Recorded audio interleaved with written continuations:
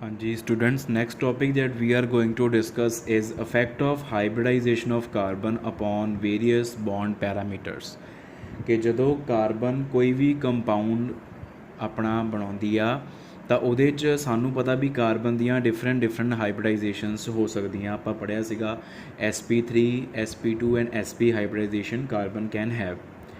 ਤੋ ਇਸ ਹਾਈਬ੍ਰਿਡਾਈਜੇਸ਼ਨ ਦਾ ਉਹਦੇ ਬੌਂਡ ਪੈਰਾਮੀਟਰਸ 'ਤੇ ਕੀ ਫ਼ਰਕ ਪੈਂਦਾ। ਬੌਂਡ ਪੈਰਾਮੀਟਰਸ ਮਤਲਬ ਬੌਂਡ ਲੈਂਥ ਹੋ ਗਿਆ, ਬੌਂਡ ਸਟਰੈਂਥ ਹੋ ਗਿਆ, ਬੌਂਡ ਐਂਗਲ ਹੋ ਗਿਆ। ਇਹਨਾਂ ਬੌਂਡ ਪੈਰਾਮੀਟਰਸ 'ਤੇ ਹਾਈਬ੍ਰਿਡਾਈਜੇਸ਼ਨ ਦਾ ਕੀ ਫ਼ਰਕ ਪੈਂਦਾ। ਤਾਂ ਸਭ ਤੋਂ ਪਹਿਲਾਂ we talk about bond length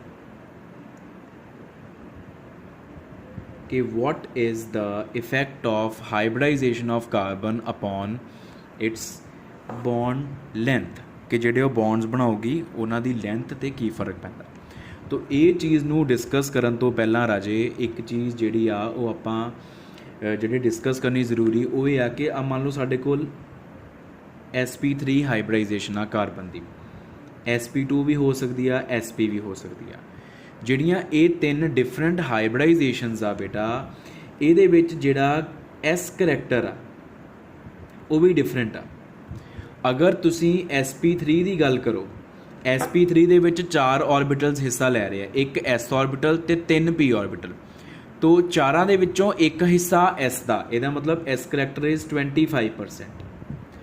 ਅਗਰ ਤੁਸੀਂ sp2 ਦੀ ਗੱਲ ਕਰੋ ਤਾਂ 3 ਆਰਬਿਟਲਸ ਹਿੱਸਾ ਲੈ ਰਹੇ ਆ, ਤਿੰਨਾਂ ਦੇ ਵਿੱਚੋਂ ਇੱਕ ਹਿੱਸਾ s ਦਾ 2 p ਦੇ, ਇਹਦਾ ਮਤਲਬ 33.33% s ਕਰੈਕਟਰ।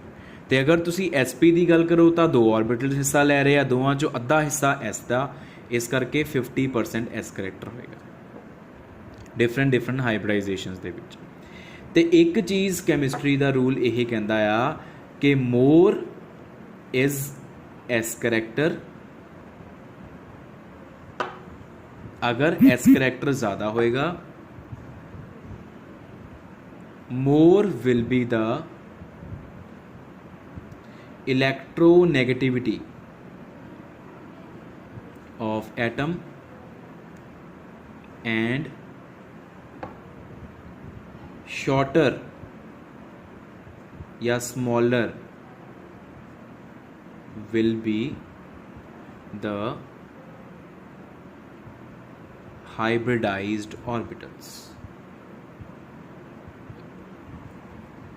जिन्ना ज़्यादा s करैक्टर होएगा कार्बन का, कार्बन की हाइब्रिडाइजेशन का, कार्बन उन्नी ज़्यादा इलैक्ट्रॉन नैगेटिव होएगी, वो इलैक्ट्रॉन्स नू अपने वाल उन्ना ज़्यादा खिंच के रखेगी ते जिहदे नाल उहदे हाइब्रिडाइज्ड ऑर्बिटल्स उन्ने छोटे हो जाएंगे।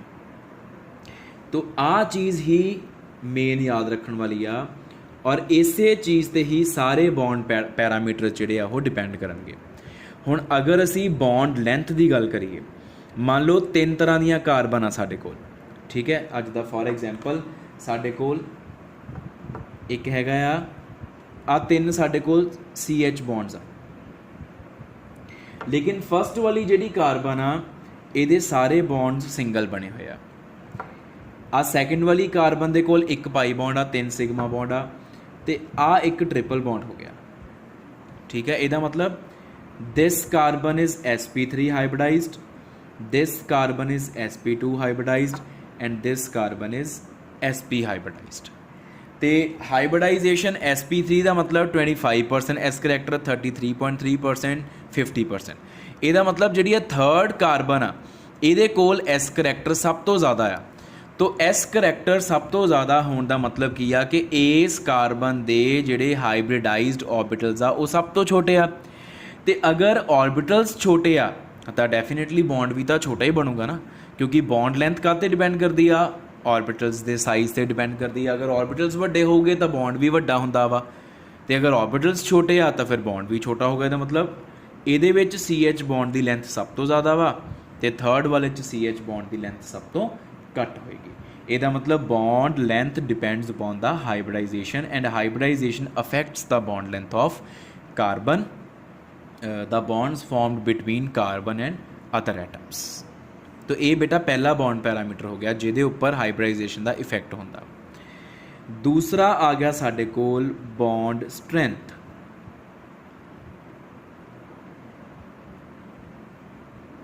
तो डेफिनेटली हुण बॉन्ड स्ट्रेंथ जिहड़ी आ कि बॉन्ड स्ट्रोंग आ कि वीक आ, वो भी डिपेंड करती आ बॉन्ड लेंथ के उपर। स्मॉलर बॉन्ड लेंथ, जिन्नी बॉन्ड की लेंथ घट होएगी, मोर बॉन्ड स्ट्रेंथ, उन्ना ही बॉन्ड स्ट्रोंग बनेगा। तो ये तो फिर असी की सिट्टा कढ़ते हैं, what conclusion we draw that sp hybridized carbon forms the strongest bonds with other atoms, then sp2 hybridized carbon forms a little less strong bonds, and sp3 hybridized carbon forms least strong bonds with other atoms। ठीक है, क्योंकि bond length के opposite हो जाता, जिन्ना छोटा bond उन्ना strong bond, जिन्ना लंबा bond उन्ना वीक बॉन्ड होंदा। तो हाइब्रिडाइजेशन बॉन्ड स्ट्रेंथ नूं भी अफेक्ट करती है।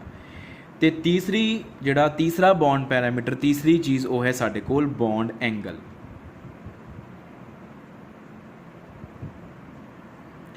बॉन्ड एंगल जिहड़ा आ वो भी अफेक्ट हुंदा वा बेटा हाइब्रिडाइजेशन के नाल।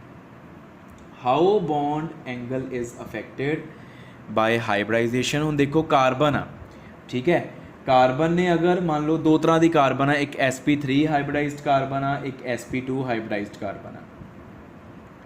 तो जिदा फॉर एग्जाम्पल मान लो एक तो साढ़े कोल आही आ, एक कंपाउंड है CCl4, एक है COCl2। फाइन, हुण जिहड़ा CCl4 आ इहदा डेफिनेटली टैट्राहेड्रल होएगा इस तरीके नाल, जिहड़ा COCl2 आ वो इस तरीके नाल हुंदा।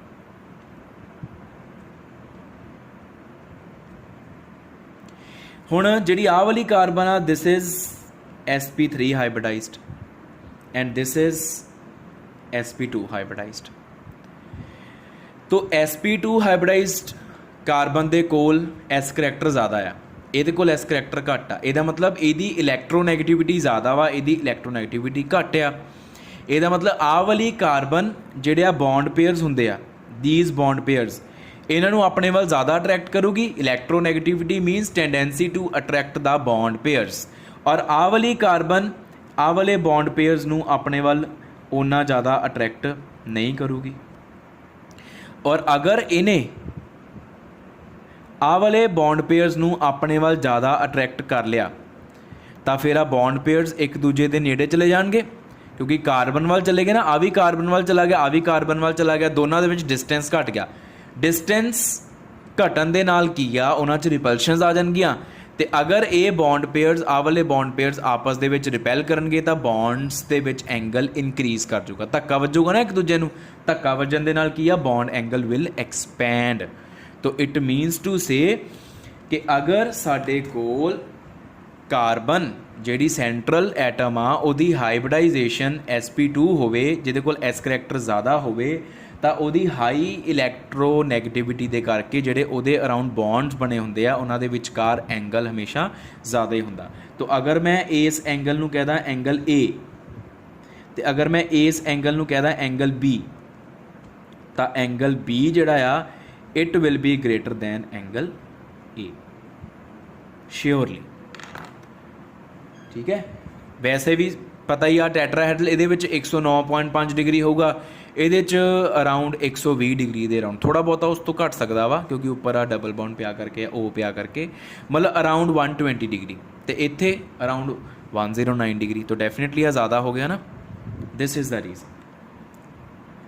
तो ये है बेटा effect of hybridization upon different bond parameters.